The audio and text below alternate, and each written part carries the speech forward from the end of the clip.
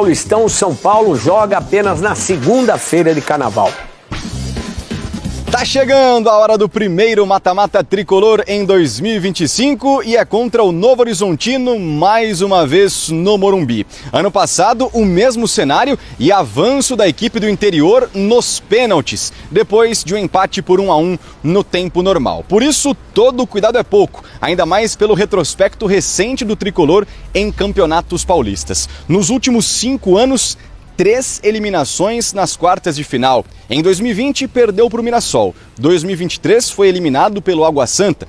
E no ano passado, a gente já trouxe essa eliminação para o Novo Horizontino. E esse fantasma das quartas de final também vem perseguindo o São Paulo em outras competições. Ano passado, caiu nas quartas, tanto da Libertadores para o Botafogo, como também da Copa do Brasil para o Atlético Mineiro. Na Sul-Americana, em 2023, adivinha?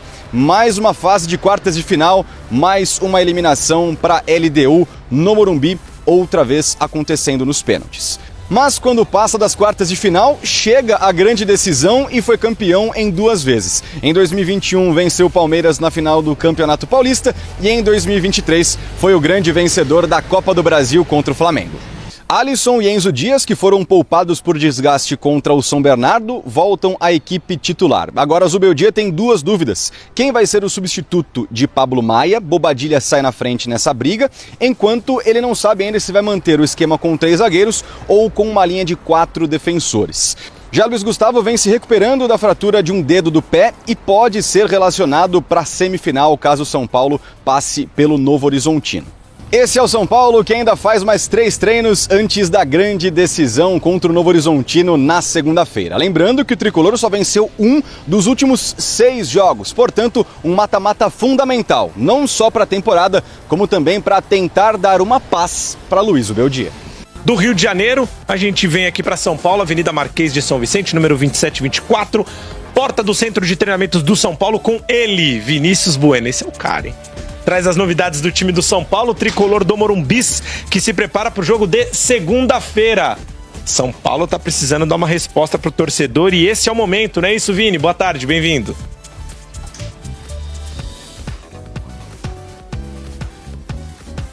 Estamos com um problema no áudio do Vini? Estamos saindo neste momento, agora terminou sim, agora há pouco. Vini, o técnico... Consegue voltar Vamos lá, pra Luiz, gente? boa tarde para você, para todo mundo que tá on. Os jogadores estão saindo nesse momento, né? A gente já viu aqui alguns carros deixando aqui o CT do São Paulo. Terminou agora há pouco o treino que aconteceu hoje cedo. E com uma boa notícia, o Ferreirinha voltou a trabalhar sem limitações e vai reforçar a equipe no jogo da próxima segunda-feira contra o Novo Horizontino, fase de quartas de final do Campeonato Paulista. Ferreirinha ficou fora das últimas 4 partidas, mas está recuperado de uma lesão que ele teve na posterior da coxa e vai reforçar o time, pelo menos para ficar como opção no banco de reservas. Em relação ao Pablo Maia, tem uma atualização. O volante passou por uma cirurgia ontem à tarde, em função daquela lesão relativamente grave que ele teve, né? No ligamento do tornozelo direito, vai ficar fora por pelo menos 4 meses. São Paulo não divulga prazo, mas ele vai perder essa reta final do Campeonato Estadual e só deve voltar a jogar no segundo semestre. Alguns companheiros desejaram nas redes sociais uma boa recuperação para o Pablo Maia. Alan Franco, zagueiro, o atacante Lucas Moura, todo mundo desejando aí uma rápida recuperação e mandando energias positivas para o Pablo Maia, que ficou sem jogar 9 meses na última temporada. Imaginava-se que 2025 fosse um ano bom. Ele começa a jogar, faz uma boa pré-temporada e no 11º jogo dele ele sofre essa lesão e infelizmente só volta a jogar no segundo semestre. O Ferreirinha volta a ficar à disposição, mas o Zubeldia tem também outros 2 retornos importantes, viu, Luiz? Lateral esquerdo Enzo Dias, que foi preservado na última partida, e o volante Alisson, que foi preservado nos últimos 2 jogos. Os 2 estão à disposição e o Zubeldia deve ter força quase que total, quase que completa para esse jogo decisivo na próxima segunda-feira, meu amigo. Segunda, 8 horas da noite, São Paulo e Novo Horizontino. São Paulo buscando a semifinal do Campeonato Paulista. Vinícius Bueno, obrigado pelas informações. Vamos colocar na tela aí os números do Thiago Mendes na Europa, os números do SofaScore. Na Europa são bons. Na Europa são bons. Lille e Lyon, ele não está mais na Europa, mas ele jogou 215 jogos, 172 como titular, fez 7 gols, 20 assistências, 87% de acerto de passe, 57% de acerto no passe longo, 322 desarmes, 320 interceptações, eficiência nos duelos de 55% e cartões amarelos 35, ali do ladinho direito o mapa de calor dele. O mapa de calor é o que interessa pro Thiago Mendes. Ele é um jogador onde ele joga? Em todos os lugares. Exato, né? Seria... Tá em todo lugar. Agora, esse é um mapa de 2 anos atrás, esses números, antes de ele ir pro Qatar. No Lyon ele foi ótimo. Né? O Lyon, ele era o principal marcador do Messi. Ele jogava contra o Neymar, o Messi e o Mbappé. Aí depois foi pro... No Qatar ele joga, machucou no Qatar, tá? É outra coisa. No Qatar os caras Até jogam... fisicamente ele tá diferente. Né?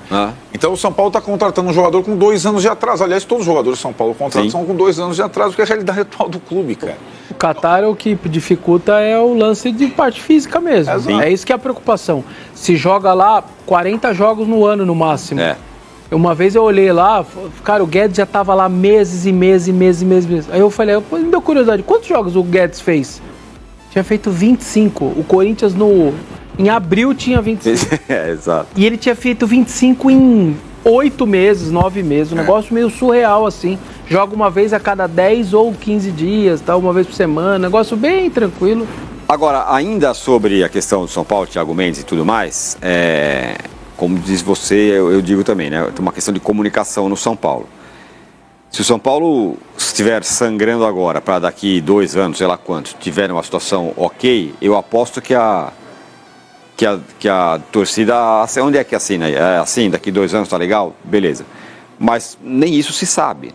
Não. Porque a gente não sabe as condições, não sabe se o fundo está arrecadando, não sabe se daqui a 2 anos vai resolver. Porque quando começa a aparecer números, os números são ruins. Eu vou te falar uma coisa, se eles fossem claros, até para a leitura da arquibancada ser mais fácil, ó, janela de janeiro, não temos R$1. Janela de julho, já temos um tantinho. Exatamente. Ficaria bonito. Terceira janela, ó, vamos ter tanto. Se tivesse um cálculo para a arquibancada falar, caramba, eu entendi, hein? É 0, 30 milhões, 45 milhões e vai aumentando a possibilidade de sobrar um dinheiro, ficaria de melhor entendimento. Então, mas isso não aparece em lugar nenhum, né? Não aparece. Muito bem, meus caros, a gente está caminhando para o final do programa, mas o último tema que deixa meus amigos Arnaldo e Tironi com os olhos arregalados. Na tela para vocês, o próximo tema, o São Paulo recebeu a maior parte da verba do fundo, do FIDIC, certo? Estamos vendo aí, ó, já estamos vendo? Estamos vendo. Arrecadou até agora 135 milhões, a meta era arrecadar 240, dívida bancária era de 281 milhões e a dívida bancária atual 239. Eu fiquei aqui, porque quando isso aconteceu, ao lançamento do fundo, eu em outros CNPJs e aqui fui completamente a favor. Falei, o São Paulo está dando um passo gigante para diminuir uma dívida bancária que é altíssima, que asfixia o clube. Mas aí eu, que não sou bom de conta, falei, era para arrecadar 240, não deu ainda, quem sabe? Arrecadou 135 e a dívida diminuiu só de 281 para 239. Aqui, meu amigo, tá ocupado, que nem tinha telefone antigamente, orelhão, né? Tem boi na linha, tá ocupado, Rodrigo. Tenta explicar, ajuda a gente aqui, o torcedor do São Paulo, a entender isso aí. Porque o torcedor do São Paulo tá vendo, o time não contrata, né? Contratou pouco, diminuiu bastante a folha de pagamento, e aí? Bom, vamos lá. Esses foram os números que eu apurei, né? Extraoficialmente, mas são esses os números. Essa arrecadação está em 135 milhões, não é uma questão, porque ela está sendo arrecadada conforme o São Paulo tem que oferecer ativos, né? Contratos, garantias. Conforme vão vencendo esses ativos, vai sendo captado o dinheiro, então o clube entende que vai dar para captar os 240 milhões. Eu ouvi até do mercado ali que pode ser que tenha alguma dificuldade, mas tem uma confiança ali de que chega aos 240 milhões.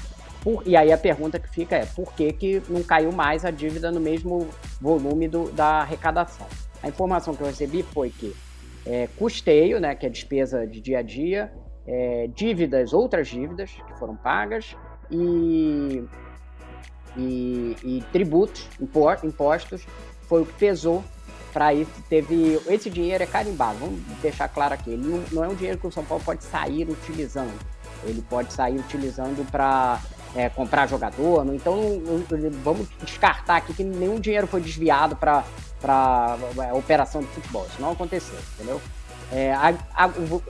Como a gente estava falando antes, né, Marcinho, ficou uma dúvida para mim se o dinheiro era carimbado só para a dívida bancária, né? Porque foi utilizado para outras dívidas reduziram, ou se no meio tiveram que fazer empréstimos ali, outros novos, para você cumprir o custeio, e aí você tinha pago uma dívida anterior, mas teve outra que apareceu no lugar ali para você pagar o custeio, né, pagar as despesas do dia a dia e para pagar essas outras dívidas, impostos e tal. Então, isso é uma dúvida, está em aberto aqui, eu vou continuar apurando para tirar essa dúvida posteriormente.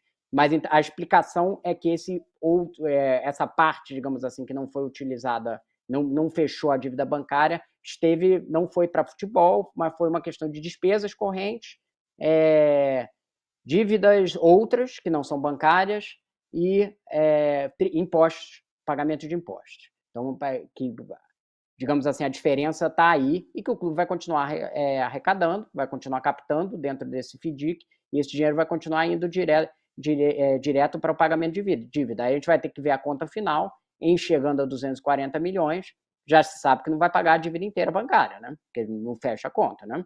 Tem aí 100 milhões faltando de arrecadação e tem 239 milhões. Já se sabia que, não sei se você lembra, a gente falou aqui no programa que eram 280 e eles iam arrecadar 240, então não ia fechar completamente, mas vai sobrar uma conta bem maior pelo que a gente está vendo aqui, né? Se usar os 100 milhões restantes, 105 milhões restantes, você vai acabar ainda com uma dívida aí de 140, né? 135 milhões ali sobrando de dívida bancária.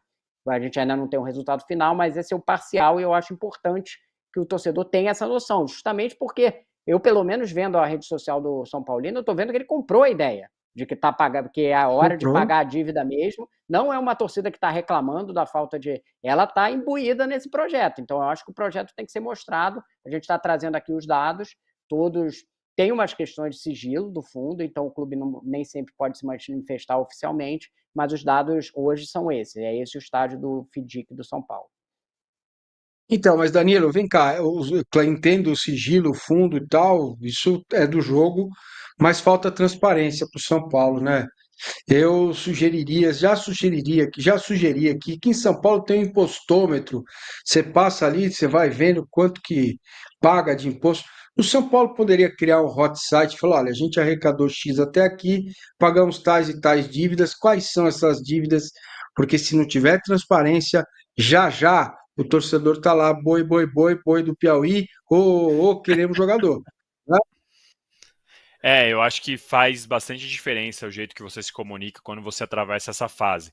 Claro que é o que o Rodrigo falou, tem uma parte do sigilo que você precisa respeitar, não posso falar disso, não posso falar daquilo, mas de uma forma geral, mesmo se eu, abusando um pouquinho de alguns offs, né, que a gente sabe que muitas vezes funciona também, dá para você conversar e explicar para a sua torcida o momento que você está passando. E é isso, se o torcedor comprar, fica muito mais fácil. Então o torcedor tem que saber, talvez eu não vá disputar Libertadores de igual para igual, com o Flamengo, com o Palmeiras, mas daqui 2, 3 anos, pode ser que o São Paulo volte a disputar e volte a ter poder de mercado e possa entrar na disputa por contratações importantes e tal.